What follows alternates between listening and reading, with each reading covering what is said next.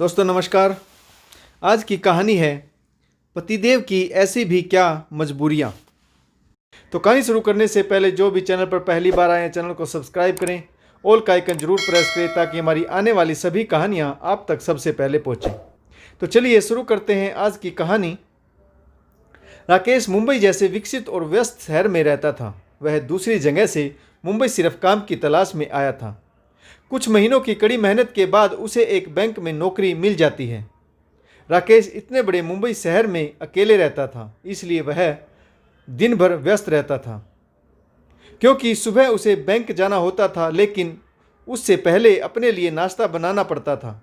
वह एक किराए के मकान में रहता था, तो उसे घर की सफाई खुद ही करनी पड़ती थी, जिसके कारण उसे दिन भर अपने लिए थोड़ा भी समय नहीं मिल पाता था। राकेश बड़ा ही मेहनती लड़का था। वह बैंक में जिस पद पर था वह उस पद से बड़े पद पर जाना चाहता था। इसके लिए वह बैंक की पढ़ाई ही करता रहता था ताकि वह बड़े पद पर पहुंच सके। राकेश ने यह सपना देखा था कि एक दिन वह बहुत बड़े पद पर होगा, खुद का एक बहुत बड़ा घर होगा, बड़ी और महंगी गाड़ियां होगी, घर में काम करने के लिए नौकर चाकर होंगे और बहुत सारे पैसे राकेश की जमा पूंजी में होंगे। राकेश दिन भर बस यही सपने देखता था और अपने सपने को पूरा करने के लिए मेहनत किया करता था। वह अपने सपने के पीछे इतना पागल हो चुका था कि उसे और कुछ दिखाई ही नहीं देता था। वह चाहता था कि वह जल्दी से जल्दी बड़े से पद पर पहुंच सके ताकि वह अपने सारे सपने पूरे कर सके। राकेश बैंक जाकर अपना पूरा ध्यान सिर्फ अपने काम में ही लगाता था। बैंक में काम करने वाले दूसरे लोग हंसी मजाक करके अपना काम किया करते थे, लेकिन राकेश चुपचाप बस अपने ही काम करता रहता था। लेकिन उसी बैंक में एक लड़की भी काम करती थी जिसका नाम था सविता। वैसे तो सविता भी अपना पूरा ध्यान अपने काम में ही लगाए रहती थी, लेकिन वह मन ही मन राकेश को चाहती थी। लेकिन यह बात वह राकेश को बता नहीं पाती थी। उसे डर लगता था कि कहीं राकेश मुझसे नाराज ना हो जाए। वह राकेश से बात तो करना चाहती थी, परंतु राकेश तो अपने काम में ही लगा रहता था, तो सविता उससे बात भी नहीं कर पाती थी। राकेश का हमेशा अपने काम में लगे रहना और आसपास की चीज़ों को ध्यान नहीं देना सविता को बहुत अच्छा लगता था। लेकिन कभी कभार जब बैंक के काम से राकेश से बातचीत भी हो जाती थी, तब भी सिर्फ बैंक के काम की ही बात होती थी। एक दिन देर से उठने के कारण राकेश को अपने लिए खाना बनाने का समय नहीं मिला, जिसके कारण राकेश को ऐसे ही बैंक जाना पड़ा। राकेश ने रास्ते में बैंक जाते समय तो कुछ खा लिया ताकि कुछ देर तक भूख ना लगे, लेकिन जब बैंक में लंच ब्रेक हुआ तब राकेश को जोरों की भूख लग गई थी।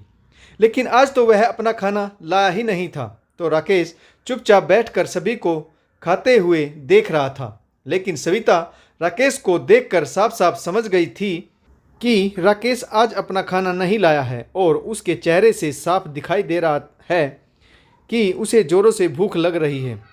तब सविता अपना खाना लेकर राकेश के पास जाती है और राकेश से कहती है कि मुझे पता है राकेश कि आज तुम अपना खाना नहीं लाए हो और तुम्हें जोरों से भूख लग रही है, तो तुम मेरा खाना खा सकते हो। राकेश खाने को सामने देखकर उससे रहा नहीं गया। उसने सविता का खाना कुछ ही देर में ख़त्म कर दिया और सविता को पूछा तक नहीं। सविता यह देखकर समझ गई कि राकेश काफ़ी भूखा था। सविता ने पूछा कि राकेश आज तुमने खाना क्यों नहीं बनाया। तब राकेश ने अपनी सारी कहानी बता दी और तब सविता को पता चला कि राकेश मुंबई शहर में अकेला रहता है। तब राकेश के लिए चिंता और प्यार सविता के मन में और ज़्यादा बढ़ गई। अब धीरे धीरे इसी तरह सविता और राकेश की बातें शुरू हुई। दोनों अब अच्छे से एक दूसरे से बात करते थे और एक दूसरे की मदद भी करते थे। इस दौरान दोनों के बीच प्यार बढ़ता गया और दोनों ने सोचा कि हमको अब शादी कर लेनी चाहिए। शादी की बात सविता ने पहले की थी, क्योंकि सविता को राकेश की चिंता लगी रहती थी, क्योंकि राकेश अकेला रहता था। अकेले रहने के कारण राकेश को भी कई परेशानियां होती थी, जिसके कारण उसे सविता से शादी करने में कोई परेशानी नहीं थी। राकेश ने सोचा था कि शादी होने के बाद वह अपने काम पर ही पूरे तरीके से ध्यान लगा सकेगा और अपने सपनों को पूरा करने के लिए अच्छे से मेहनत कर पाएगा। सविता के घर वाले इस रिश्ते के लिए मान जाते हैं और राकेश भी अपने घर वालों को यह बात बता देता है। कुछ समय बाद दोनों की शादी मुंबई में ही हो जाती है। राकेश सविता से कहते हैं कि अब तुम्हें काम करने की कोई ज़रूरत नहीं है, अब मैं ही काम करूंगा, और दोनों खुशी खुशी एक साथ रहने लगते हैं। उनकी ज़िंदगी अच्छी चल रही थी। राकेश अपने सपनों के लिए दिन रात मेहनत कर रहा था और सविता राकेश का ध्यान रखती थी। सविता राकेश से बहुत ज़्यादा प्यार करती थी, इसलिए वह राकेश को उसके सपनों को पूरा करने में जितना हो सके उतनी मदद करना चाहती थी। एक दिन जब राकेश अपने काम पर गया था, तब घर में काम करते समय सविता की तबीयत अचानक से खराब हो गई। सविता को सांस लेने में परेशानी हो रही थी। सविता को कुछ समझ नहीं आ रहा था कि वह क्या करे। तभी वह तुरंत राकेश को फ़ोन करके बताती है कि मेरी तबीयत खराब है। इससे ज़्यादा वह राकेश से कुछ कह नहीं पाती है क्योंकि उसे सांस लेने में परेशानी हो रही थी। राकेश को बस यही सब बात समझ आती है कि सविता की तबीयत खराब है। राकेश सोचता है कि तबीयत खराब है तो शाम को घर जाते वक्त उसके लिए दवाई लेकर चला जाऊंगा, क्योंकि अगर अभी मैं घर गया तो मेरी एक दिन की कमाई मुझे नहीं मिलेगी। इधर सविता की तबीयत खराब होती जा रही थी, फिर भी उसने खुद को संभाला और डॉक्टर को फ़ोन किया। कुछ देर बाद डॉक्टर घर आया। डॉक्टर ने सविता को चेक किया। डॉक्टर को कुछ सही नहीं लगा, इसलिए उसने सविता को यह सलाह दी कि वह किसी अच्छे हॉस्पिटल में जाकर अपना एक बार चेकअप करवा ले, ताकि यह पता लग जाएगा कि आखिर तुम्हारे शरीर में क्या परेशानी है। शाम को जब राकेश घर आया तब वह अपने काम के कारण यह भी भूल चुका था कि उसे सविता के लिए दवाई लानी है। उसने सविता से कहा कि मैं आज बहुत ज़्यादा व्यस्त था, जिसके कारण मैं दिन में नहीं आ पाया। सविता ने कहा कोई बात नहीं। फिर सविता ने डॉक्टर की कही हुई बात राकेश को बता दी। फिर सविता कहती है कि क्या हम कल पास के हॉस्पिटल में इलाज के लिए जा सकते हैं। राकेश कहता है कि सविता, हॉस्पिटल तो पास में ही है, तुम खुद ही चले जाना, कल मुझे ज़्यादा काम है। यह कहकर वह इस बात को टाल देता है, लेकिन सविता को इस बात का बुरा नहीं लगता है। अगले दिन जब सविता हॉस्पिटल से अपना चेकअप करवा कर आती है तब उसकी रिपोर्ट में यह बताया जाता है कि सविता की फेफड़ों में एक बीमारी थी, जिसके कारण सविता को कभी कभार सांस लेने में परेशानी होती थी। सविता इस बात से बहुत ज़्यादा घबरा जाती है और वह तुरंत राकेश को फ़ोन करती है, लेकिन राकेश ने अपना फ़ोन बंद करके रखा हुआ था। जब राकेश शाम को घर वापस आता है तब सविता उससे यह बात बताती है। यह बात सुनते ही राकेश सविता से कहता है कि सविता, तुम्हें डरने की कोई ज़रूरत नहीं है।